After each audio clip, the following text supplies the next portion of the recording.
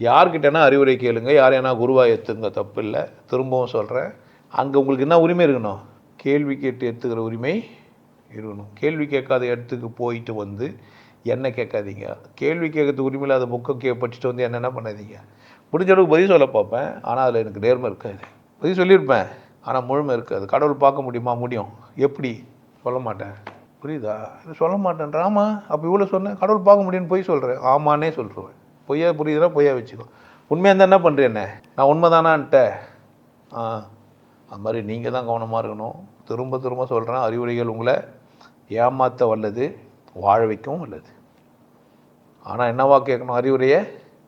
சொல்கிறவர்கிட்ட நீங்கள் என்ன கேட்குற உரிமையோடு இருக்கணும்.